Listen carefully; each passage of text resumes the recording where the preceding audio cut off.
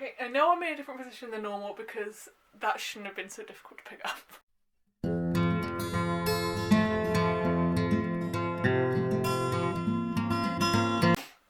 Hello everybody, it's Jade, and I only managed to read 5 books this month. Which we are not surprised about because, as I stated in other videos, I was also doing NaNoWriMo this month, which meant that my brain was just like silently screaming the entire time, and focusing on anything was really difficult. I also realised I say that like reading 5 books or less in a month is a failure in some way. Not saying that at all, it's just not what I usually do. I'm usually like about 8 books a month kind of person, and also considering the fact that October was a 31 book month, this one is like the metrics are just weird in my brain. So that is not a judgment on anyone who does not read that much. Everyone reads at a different speed. 5 books is still like a lot of books, really. I apologise if I sound snotty, I think I have a cold. Anyway, like weird disclaimer out of the way, let's start.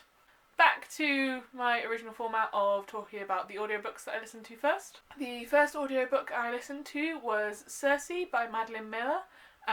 If you watched my December TBR, The Song of Achilles, which is also by Madeline Miller, is on there. And I was sort of really inspired to read that after listening to Circe. I gave Circe 4 stars, only because I don't know why it wasn't really a 5-star for me. I enjoyed it, very much so. The writing is super evocative and lovely to listen to. I'm glad I listened to it on an audiobook because it's kind of, maybe because it's based on like a Greek myth and stuff, it feels like it should be an oral tale. Maybe it's because I, going in, didn't know anything about Circe at all. It was sort of like I was going in reading just a brand new story that I'd never heard before that had cameos from other stories. Like, I knew about Odysseus, I knew about Jason and all of those heroes and stuff like that. So it was sort of fun to be like reading stuff that was happening whilst all of this other things that I knew about happened, and every now and then it'd be like, oh, actually, well, I know this character. It was really good. I really enjoyed it, and the person who was reading the audiobook was very nice to listen to as well. Her voice was very soothing, which I enjoyed. The only thing was, maybe I found the ending a bit anticlimactic, but that's just a personal thing. I think it was a nice ending, but it all seemed to drag on a bit long, which makes sense being as the main character is an immortal. But it was like all of the exciting things happened, and then I still had like 2 hours left to listen to almost. So that's like the only negative really I have to say about that. The second audiobook I listened to was Goodnight, Mr. Tom by Michelle Magorian. I listened to this because it's getting close to the festive season, and I always watch the movie Goodnight, Mr. Tom around Christmas. It's like kind of a tradition in my family, mostly because in the UK Goodnight, Mr. Tom is always on TV around Christmas time. Not really sure why, it's not exactly a Christmas movie, but when I found out that it was originated as a children's book, I was like, you know what? Yeah, I'm going to give this a go, and it came up on my library app to listen to, so I was like, let's give it a go.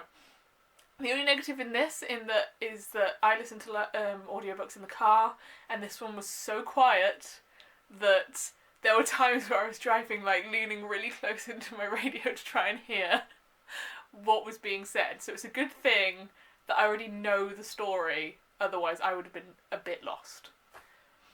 It was very nicely written. I assumed that because it was a children's book, the abuse that happens to William, who is one of the main characters, would be like dulled a little bit or just not referenced really, but that was not the case.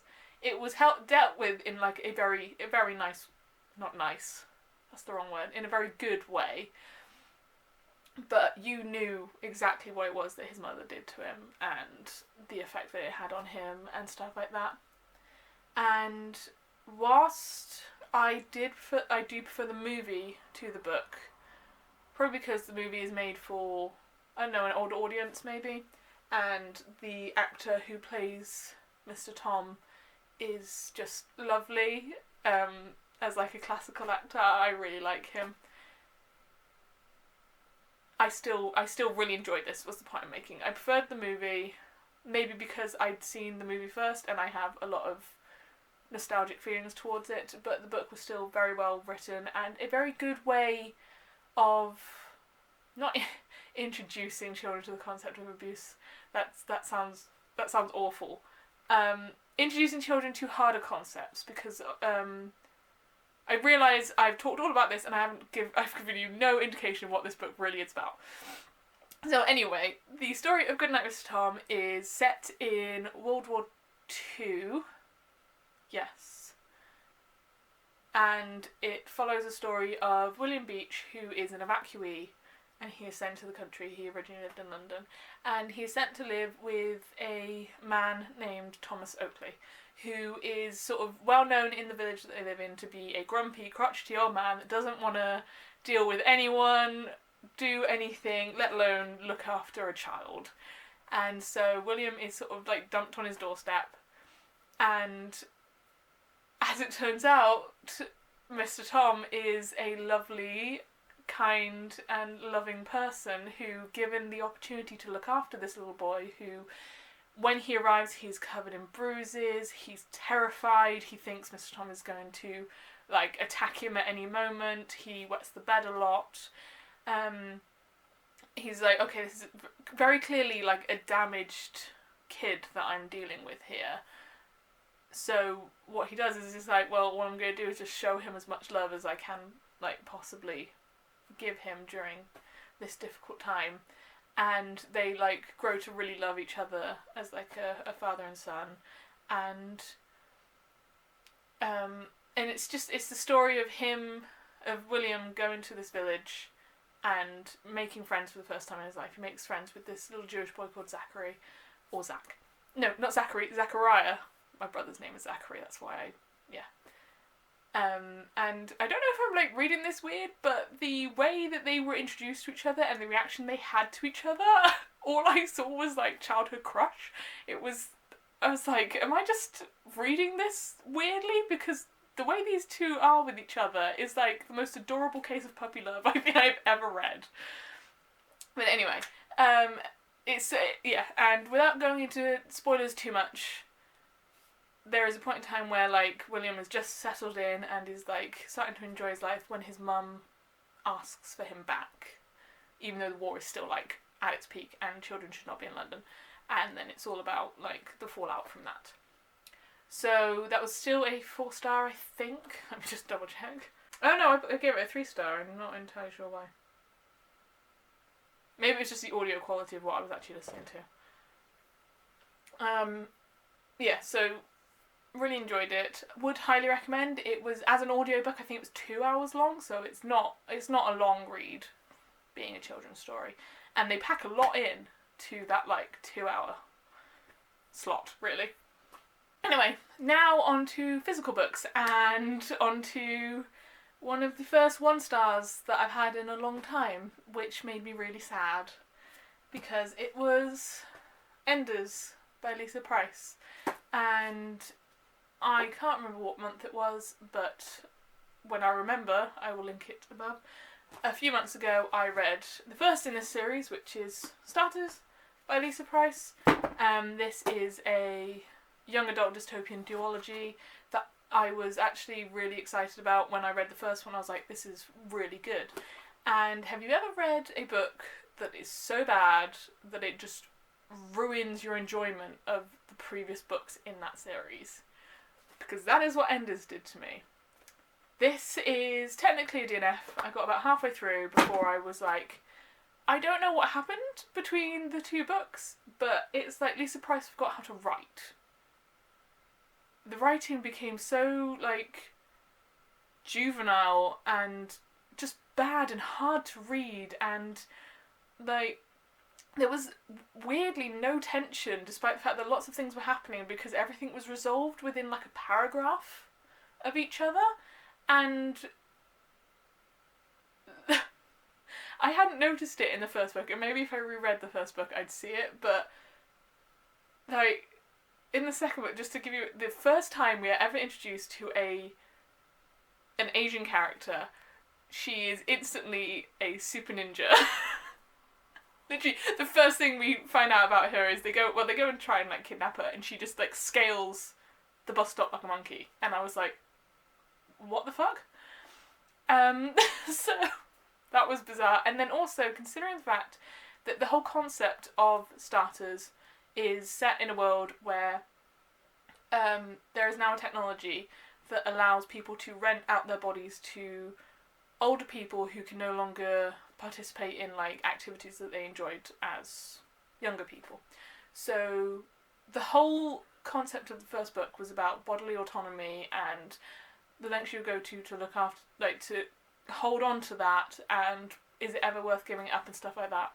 And literally, can't remember how many chapters in the second book, one of the people that I'm pretty sure we're supposed to root for completely disregards that by forcibly taking over another person's body. And, like, just because he wants to. And I was like, what the fuck is happening? So, despite the fact that I really enjoyed starters, both enders and starters are going to be leaving my house at some point because I just don't want to look at this series anymore. And that was upsetting. On the opposite end of the spectrum, the 5-star read of the month was Educated by Tara Westover. I've said before that I find it really hard to rate memoirs. Not so with this. As I was reading this, I knew it would be a 5-star. It was so interesting. I think I read it in maybe like 2 days. I just couldn't put it down, and I was just hooked. Tara Westover is such a good writer, and the things that she like went through were so interesting in like a horrifying way that I just couldn't stop reading about it. And the whole thing, which is Tara talking about her young life growing up in not a Mormon family, because they've gone like past the pale. Like, they're extreme even for Mormons. So, and I don't know if I can call her family like a cult, because how big does the thing have to be before you can class it as a cult? Can it be just one family? Like, I'm not sure.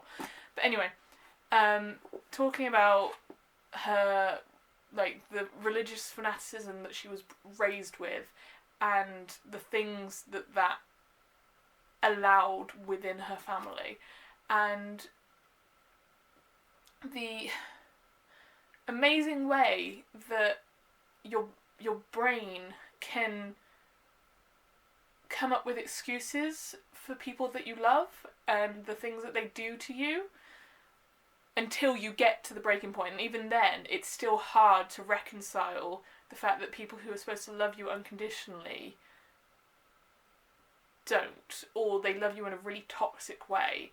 And it was the whole story of Tara growing up in this household where she was not allowed to go to school until the age of, I think, 9. She wasn't even registered as existing because her parents just didn't register her birth, and her realising just how important an education is for her, and through her education realising the things that she'd grown up just sort of accepting weren't okay, and how weird, like, just strange they were. Things that she was like, oh, well, I'm sure that happens, like, to loads of other families and stuff like that, and then going out into the wide world that isn't just this small enclave of her family and going, oh, wait, no, that was that shouldn't have happened, that was wrong, and that I shouldn't have had to have gone through that growing up. It wasn't like a particularly hard read, as some of these can be, probably because Tara writes so wonderfully, but could not recommend this book enough. And the last book I read, which was also a book that I've literally only just finished, was Siege and Storm by Leigh Bardugo. Did I say that right? I feel like I've said her name multiple times and I'm not sure if I've ever said it the same way twice. Anyway, this is the second book in the Shadow and Bone trilogy of the Grishaverse, and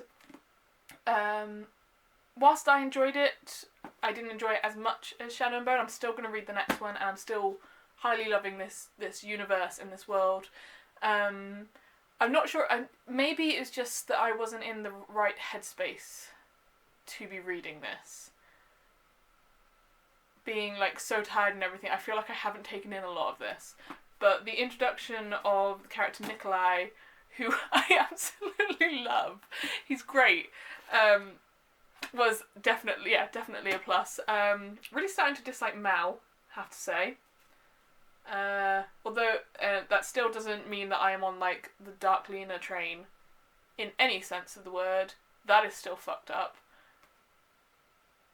But interesting, like, middle book. Still like plenty of stuff going on, but it definitely felt like a middle book. You know, where sometimes it's just, there's a lot of filler, and that's what this felt like. It was a lot of emotional filler, and which is fine, but I wasn't in the mental space to be dealing with this emotional filler.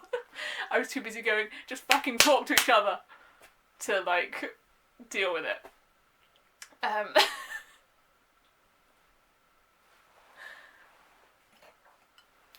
take another sip. I realise this looks absolutely vile, but it's glorious. It's an apple, kiwi and cucumber smoothie, and it's like one of the best things. Not that you particularly want to sit here and watch me drink, so I will probably cut most of that out. Yeah, I was just about to say that felt like a shorter video than normal, which it probably was, because there were fewer books to talk about than normal. And I feel like my head still isn't quite back into the like making decent videos headspace, but we will hopefully get. But yeah, so that is it for this video. If you enjoyed it, please consider giving it a like. If you enjoyed me and want to see more, please consider subscribing, and maybe sharing with other people who might like this type of content, but absolutely no pressure.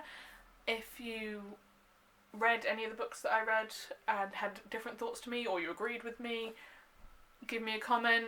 If you have any recommendations, I will always have a look into those. And until the next time, be kind to yourself and be kind to others, and I will see you in the next video. Bye.